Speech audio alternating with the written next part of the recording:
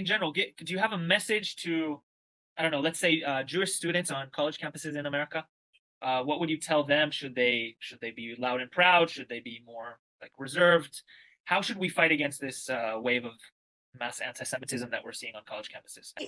I cannot tell any Jew to be loud and proud if it's going to put them in physical danger. I think they have to work towards change and what they're doing. If it's legal action, taking legal action against, it's the school's responsibility to keep Jewish students should be able to speak out and be loud and proud and have gatherings and you know, like, and obviously be proud Jews without any fear of repercussion.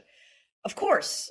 You know, it's horrible that these kids, you know, like I saw the testimonies also. So I think that taking action, so there are consequences to the, you know, to actions against them, to anything that's preventing that, whether it be by other students that should be expelled. I think they're shutting down these organizations that are promoting violent rhetoric and intimidating Jews and you know, all these organizations that are on campuses. I think obviously the fact that McGill has been removed, but I know that Claudine Gay is not. That's okay. You know, again, those are things that have to be examined in detail. That's not something I can get in the, you know what I mean? That's not something I can be like, here's a soundbite, they should fire everybody.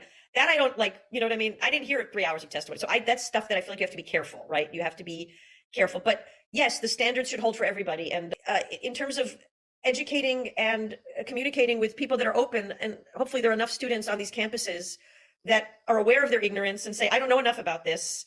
Let me attempt to learn and, you know, also work on the curriculum and because that's where it comes from, education, right?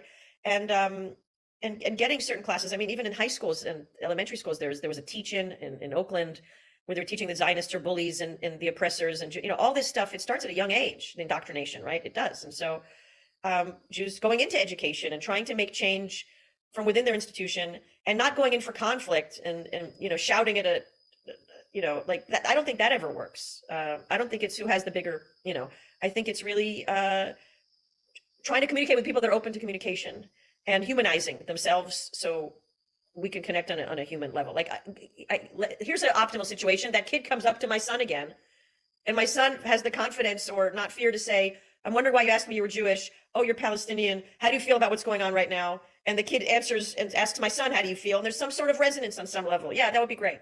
Is it going to happen? I don't know. Are they going to end up playing Xbox together? I hope. I don't like when my son plays video games. Let them play chess, whatever. You know, that's immature. That's such immature that even adults can't get to that level. But to see 11-year-olds get to that level would be incredible. Well, my son is more, you know, he doesn't have that angry reaction that people that have been through years of heartache and trauma, you know. And when I asked about the kid, he goes, I hope that kid doesn't get in trouble. He was just asking me. And I was like, wow, you know, yeah, let's tap into that kindness and pain. And let's get those, you know, but again, this is a fantasy. Let's get the hostages back. God willing, some of them are, you know what I mean? All of them, whoever's still like, you know, this is the heartbreak, getting their soldiers back to their home and figuring out some sort of solution, if there's a solution, if, yeah.